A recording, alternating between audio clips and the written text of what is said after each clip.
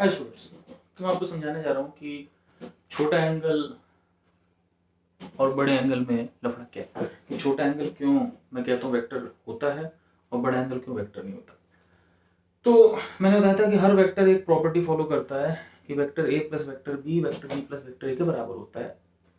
तो ये मैं समझा चुका हूँ। जैसे कि मान लो आप सपोज आप 10 इधर जाओ, 10 फिर ऊपर जाओ, तो ये ए हो गया, बी हो गया, ये 10 ऊपर फिर 10 इधर, 10 इधर है, तो कैसे हाथ कर करूँ, तोड़ के करूँ क्या। तो दोनों केस में आप यहाँ से यहाँ पहुँचोगे। एक पॉइंट स्टैंड, आप 10 इधर जाओ, 10 इधर जाओ, ए फिर बी या फिर बी फिर ए, तो दोनों केस में ए प्लस बी में यहीं पहुँचोगे और पहले बी चलो फिर ए चलो तो भी यहीं पहुँचोगे। और वेक्टर एक रूल फॉलो करता है, उसको हम बोलते हैं कम्यूटेटिव लॉ। अब होता क्या है कि सेम चीज़ एंगल जब बड़ा होता है तो फॉलो नहीं करता। अब कैसे नहीं फॉलो करता मैं समझा, पहले थोड़ा कुछ समझना पड़ेगा।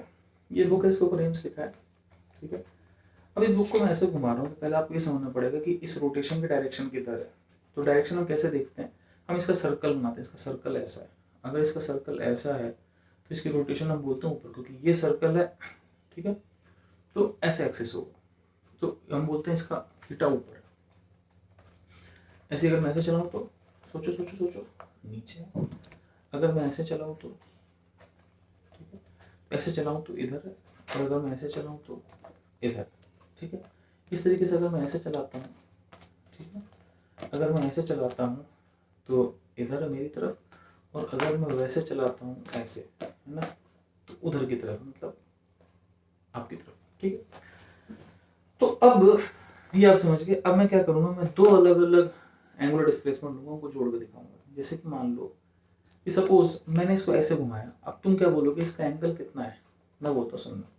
पहले तो देखो कि ये रोटेशन किधर है, ये रोटेशन हम मानेंगे ऊपर की तरफ, ठीक है, कैसे घूम रहा है ना, एक्सिस देखते हैं। ये रोटेशन कहाँ है, ऊपर की तरफ है, तो ये रोटेशन कितनी है, ये रोटेशन 90 डिग्री ऊपर की तरफ, ठीक है। This is 90 degree upward. समझ मेरी बात आप,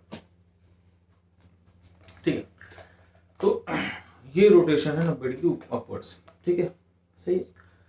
तो हम दो रोटेशन लेते हैं, एक लेते हैं 90 डिग्री ऊपर, और तो एक रोटेशन हम लेते हैं 90 डिग्री ऊपर और एक रोटेशन लेते हैं 90 डिग्री मेरी तरफ। तो देखो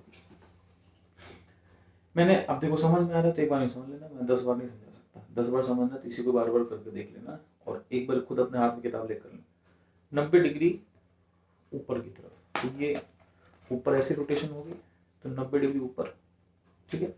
90 डिग्री मेरी तरफ, फिर देखो 90 ऊपर, और देखो मेरी तरफ की रोटेशन कैसी होगी, इधर। तो ये अंगूठा देखो, जब ये ऐसे घूमेगा इस टाइप से, जब ये इस टाइप से घूमेगा तो ये मेरी तरफ होगा। फिर देखना ये हो गया 90 डिग्री ऊपर, 90 डिग्री मेरी तरफ, ये किताब ऐसे होगी। फिर देखना 90 डिग्री ऊपर, 90 डिग्री मेरी तरफ, 90 डिग्री ऊपर, 90 डिग्री मेरी तरफ, किताब ऐसे होगी ना। अब उल्टा चलते हैं, पहले 90 डिग्री मेरी तरफ, 90 डिग्री मेरी तरफ ये होगी, 90 डिग्री मेरी तरफ, ठीक है। फिर 90 डिग्री ऊपर, ये किताब ऐसी होगी। फिर देखो 90 डिग्री ऊपर, 90 डिग्री मेरी तरफ, किताब बिल्कुल फ्लैट होगी। अब देखना, फिर देखना 90 डिग्री ऊपर, 90 डिग्री मेरी तरफ, अब देखो 90 डिग्री मेरी तरफ, 90 डिग्री ऊपर, किताब ऐसी आ गई। अब सोचो एक किताब ऐसी, एक किताब ऐसी, सोचो 1+2 और 2+1 में ज़मीन आसमान का डिफरेंस है। तो ज़मीन और आसमान का डिफरेंस है, इसीलिए हम लोग थीटा को एक वेक्टर नहीं मानते। अब छोटे एंगल के लिए देखो, मैंने इसको 0.1 डिग्री ऊपर किया, 0.1 डिग्री मेरी तरफ किया। अब 0.1 डिग्री मेरी तरफ, 0.1 डिग्री ऊपर, दोनों सेम है कि नहीं भाई। अब देखो सेम हो या नहीं हो मैं कुछ नहीं कर सकता, क्योंकि इतना छोटा एंगल मैं आपको दिखाऊं कैसे, ठीक है। तो छोटे एंगल के लिए सेम होते हैं, क्यों आप खुद भी सोच लेना, बट दिखाऊं कैसे मैं ना, आप खुद दिमाग लगाना, कोई बड़ी बात चीज़ नहीं। बड़ी चीज़ ये है कि बड़े एंगल के लिए 1+2 और 2+1 सेम नहीं होते, and that explain to you, ठीक है। तो आप लोग खुद एक प्रैक्टिकल करके देख लो, you will understand this. Bye बच्चों।